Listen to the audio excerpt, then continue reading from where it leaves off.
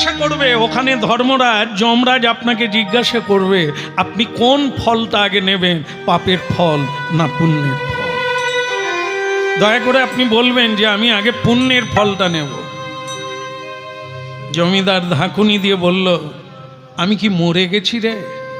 তুই কি বড় বড় কথা বলছিস? আমি মরলে তবে তো আপনি আর 1 সেকেন্ড বাঁচবেন। সবচাইতে ধ্রুব সত্য হলো মৃত্যু। সংসারে মানব জীবনে সবচাইতে সত্য হলো মৃত্যু। একে কেউ রোধ করতে পারে না, ডাক্তার পারে না, বৈজ্ঞানিক পারে না, সাহিত্যিক পারে না, মহাবীরেরাও পারে না এর কাছে পরাজিত। মরে গেল জমিদার, দেহ রইল, শ্মশানে গেল দেহ। কিন্তু ভক্তমণ্ডলী মায়েরা হরিনাম শুনছেন, এত বড় সত্যটা জেনে নেন, মৃত্যু হয় দেহের, মানুষের না। মানুষ কোনটা? এটা না, এটা মানুষের খাঁচা দেহ। এ খাঁচা বারবার পাই আমরা, এটা ছাড়লে আবার একটা খাঁচায় ঢুকবো, কিন্তু ঢুকবো আর বেরোবো সে কে? সেটাই আমি।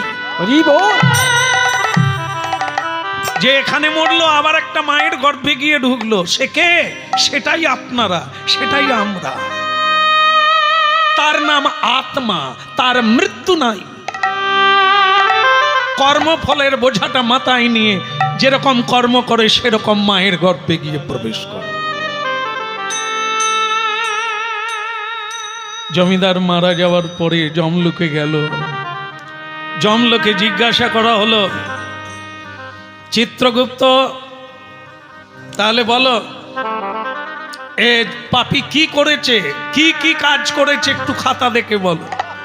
চিত্রগুপ্ত খাতা দেখে বললেন, মহারাজ এ সারা জীবনটাই কেবল পাপ অপরাধ, ভালো কাজ করে। যমরাজ একটু মন্দ হাসি হেসে বললেন, চিত্রগুপ্ত এ জীব জন্তু নয়, মানুষ।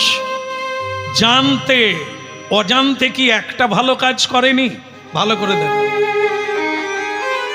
হায় রে মানুষ, যদি মরার আগে কেউ হরিনাম তত্ত্বটা জানতো, জীবনের তত্ত্বটা জানতো, তাহলে কি এরকম করে পাতা খুঁজতে হতো? সে ভালো কাজ করত।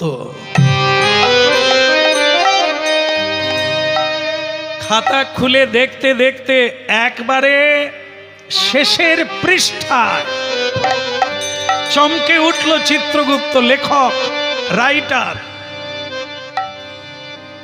চমকে উঠল, মহারাজ ভুল হয়েছে, একটা পুণ্য আছে একবারে মৃত্যুর দিনে। এই কাহিনীটা যারা শুনছেন মন দিয়ে, আমার মনে হয় আপনারা বুঝতে পেরেছেন। বলছেন শেষের দিনে একটা পুণ্য কাজ করেছে। শেষ মানে মৃত্যুর দিন। মনে পড়ছে কি কাজ করেছে?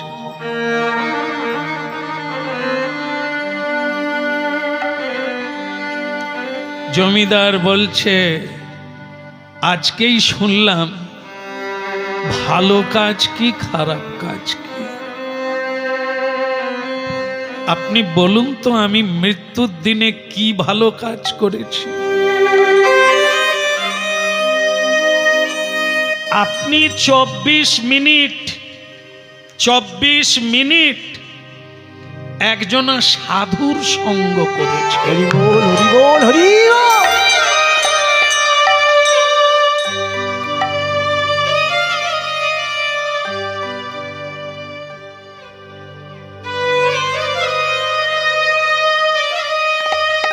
বিস্ময়, হতবাক। সাধু সঙ্গের মহিমা দেখুন। তাহলে এতদিন আমরা যাদের সঙ্গে আছি তারা কারা?